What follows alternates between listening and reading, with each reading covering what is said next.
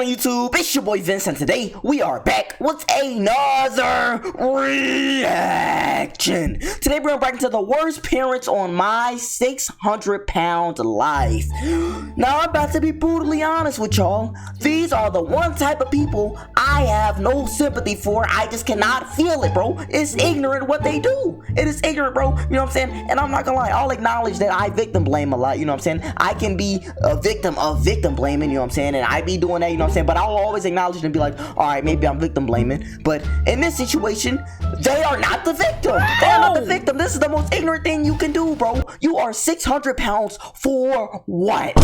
There is not no medical condition you have, you know what I'm saying, to make you that big. You were not born that big. You are not big bone. It's not water weight. You are delusional. And let me retract on that statement. Let me not say medical condition, because I forgot about, you know what I'm saying, up here. That can be a medical condition. But I meant like there's no physical medical condition that just hinders your body to just swell up like this and just like you look like a big water balloon, bro. So we're gonna get into this video and see what's wrong with these people. So let's get into it. Let's go.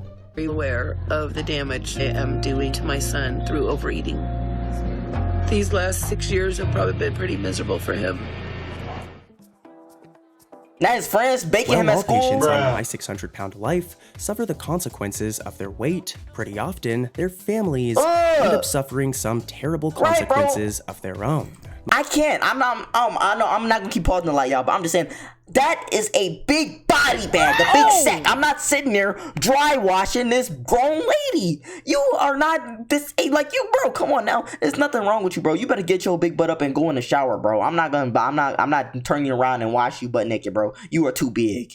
Most of them don't mean to be bad parents, but it's hard to be a good one when you're forcing your kids to wait on you while refusing to make changes to actually be a parent to them. That's a terrible parent. I feel kind of bad making this video, but here are a few my 600-pound life guests that were terrible parents. No sympathy. Before we get started though, leave a comment down below, letting us know who your favorite My 600-Pound Life guest is. Also, don't forget to subscribe to the channel, that way you enter into our monthly shoutout giveaway. Number 6. 40-year-old Bethany starts out her episode by saying that despite her weight and health issues, she just can't sit down and do anything because she's a mom of 2 kids. But in the very next shot, we see her kind of sitting down and doing nothing, getting her 10-year-old daughter Zoe to help dress her. Because you can't bend over. She also relies on her 18-year-old Isabella to be essentially the mother in the family around the clock. Isabella cooks, cleans, shops, and takes care of Zoe, and despite doing basically everything, she says that she'll do anything for her mom because she loves her. Bethany admits You're herself not wrong, Bethany. She doesn't feel like a contributing member of the family, and unfortunately, she doesn't do much to change her issues by the end of the episode. Look at this. Look at all that she's eating, bro. You're not gonna die if you don't eat that. If you just take one piece of toast off that plate and just eat that, you're not gonna die. Yes, you'll be hungry, but you won't die, will you? Like, I'm asking y'all, will you die if you that big and you don't keep eating like that? Like, will your body just shut down? Cleaning, and I make sure Zoe's fed and bathed. I make sure that we have groceries in the house. But I love my mom, and it's sad. I will do anything for her, no matter what. Look what she's doing to her kids. What do you want for breakfast? I'm gonna start with like a honey bun and a muffin, and then if you'll make me like some scrambled eggs and some toast. Start? Isabella? Yeah? I want to have something to eat while you're making breakfast. Okay. Number 5. Penny's son Liam loves her dearly, but at over 500 pounds, she can only parent him from bed. That means never attending his school functions or taekwondo practice. That's what I'm saying in the beginning. What's even sadder is when her sister points out that Liam might have to see his mother dead before he turns 10 years old. Penny claims she wants to lose weight because Liam deserves a full-time mother, but by 10 months into the weight loss program, she's still too immobile to even attend Liam's kindergarten graduation. Just think about that for a second. Imagine if your mother could not come to your kindergarten graduation because she was too overweight and didn't make the efforts to lose the weight. She didn't make the efforts to lose the weight. Yes, I'm gonna be furious. I'm not gonna lie. Looking back on this, I'm gonna be furious, bro. And it's like, yeah, she said she wanna do all this, bro. I can't tell. You know what I'm saying? Her words saying one thing, but her actions saying another. And this dude, her husband or whatever, just enabled her, gave her a big large, what is that, sweet tea? And she, like, nah, bro. Like, it just makes me mad, bro. Like, dude, and then if you end up dead, then what? Like, I feel like that's another ignorant situation. I know everybody be going through different types of stuff, you know what I'm saying? But if you have kids and you like you unalive yourself and you this is essentially killing yourself, right? Unaliving yourself. This is essentially what that is.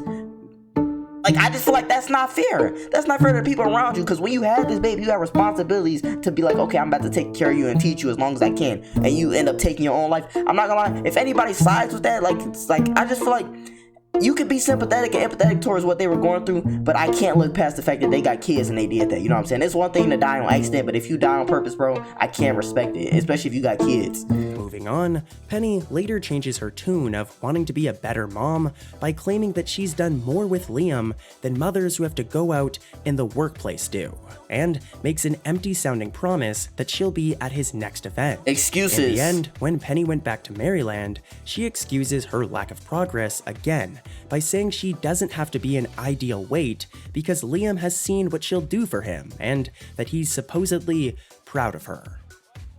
Liam loves her so much, and I thought having him would change everything, but it hasn't. It's gotten worse. What can we say besides goodbye? I don't know. See you later.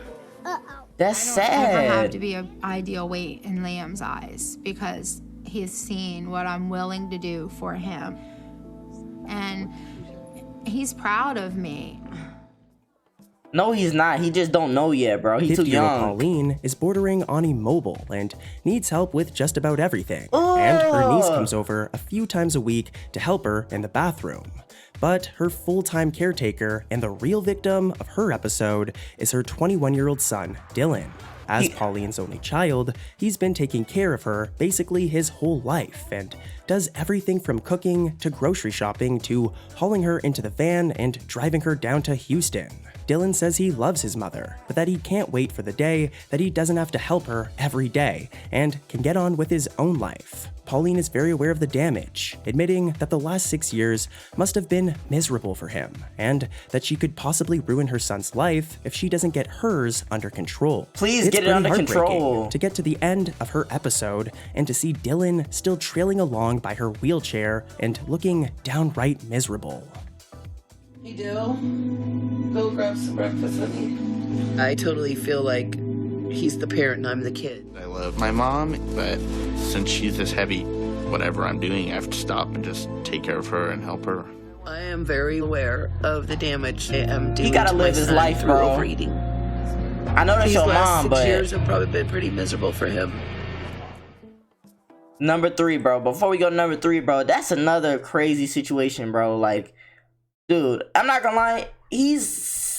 I know that's his mama, but he's semi-enabling her. At one point, he gotta be like, nah, I'm not getting you the double taco deluxe meal. I'm not getting you that, bro. I'm not getting you the 3 cheeseburgers with 3 Whoppers, bro. I'm not getting you that. One day he's gonna have to say that, bro, and I feel like that, then maybe at that point she'll open her eyes, like I need this to change. Like, if he don't change, I'm leaving. I feel like that's ultimately gonna open her eyes. If he don't stand up for himself and be like, hey, if you don't change this, you will never see me again. She's never gonna change because she's living comfortable right now. She has her son. She has everything she wants. She gets food every day. You take care of her. She has nothing to lose. You know what I'm saying? But if you take that away, bro, she might just change her mind. You know what I'm saying? Or she might get somebody else to do it. But I mean, at least you'll be able to live your life, bro. You can't let her hold you back, my guy. Ashley's weight has reduced her mobility so much that she gets her 5-year-old son Patrick to do just about everything.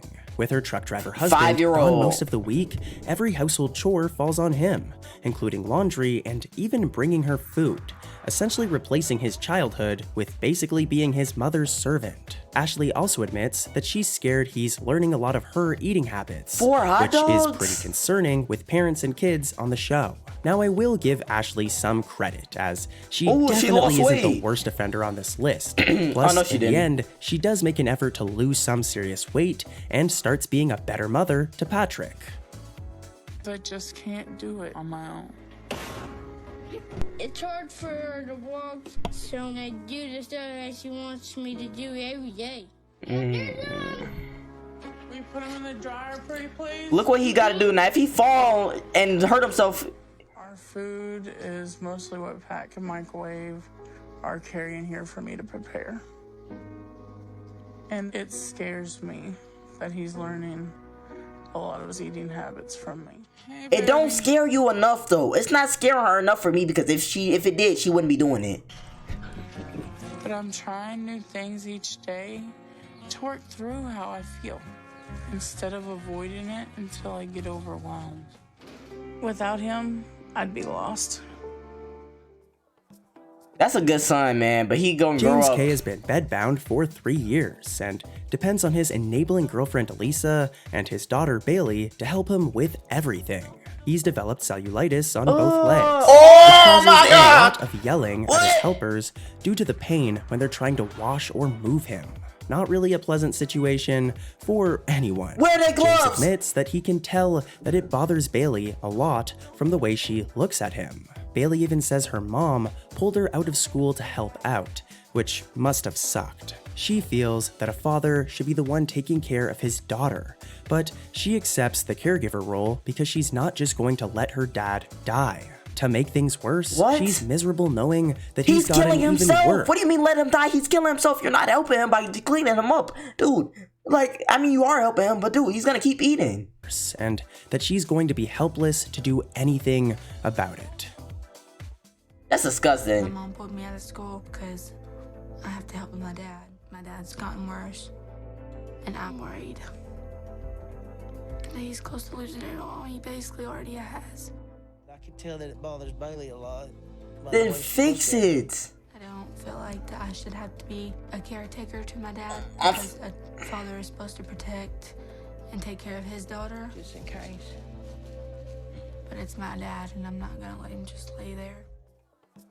Number one, y'all. I don't know how it After gets having her worse. oldest son with husband Elroy, Mila wanted more children, but she was already pushing 500 pounds. Huh? And Oh my- instead of getting her weight under control, Adopted? like any other normal person would, they still opted for adoption, dooming their new kids to a life of caregiving. Due to her severe lymphedemia, Mila hasn't stood up for over 2 years, and her husband's health issues prevent him from helping her. So the 3 middle kids, 15-year-olds Hannah and Kayla, and 16-year-old Jacob, have to get up before sunrise every morning to help clean her whole body. Hannah This may not be the right time, but I'm not gonna lie. They gonna have to put me back in adoption. They gonna have to stuff me back in that system, bro. My guy. I know it's hard. I know it's hard in that system, but I'm not bathing this lady. I'm not bathing this lady that can't move, bro. I'm not bathing her, bro. I can't do it, bro. You gotta turn over and stuff, bro. I'm not gonna lie. I just almost threw up. It's just something about me. Like, I'm not a germaphobe, but when I see something nasty, I gotta do this. Or it's gonna come out for real. That's just nasty. That's nasty, bro. And I feel like I'm starting to smell it through the screen. Like, what? That ain't it. admits that she's depressed and mentions that they don't always want to get their mom some of the stuff she's requesting from the grocery store. Don't get it. She'll get mad if they don't. You gotta let her get mad. They feel bad for her being confined to her bed.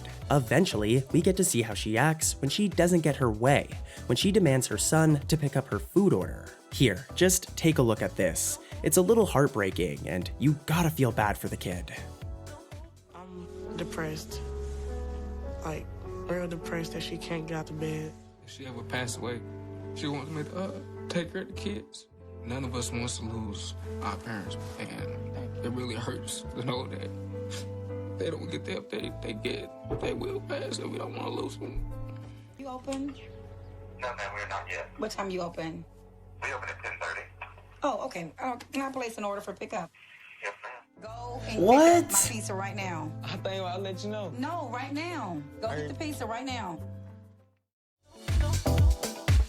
Bro, that is sad. That is sad, bro. She just tried to order a pizza for breakfast. She called the pizza place before they was open. Why did they pick up the phone? Bro, I got so many questions, bro. And like, this is just sad, bro. That's why I said, bro, I can't sympathize with some of these people because look how they treat their kids.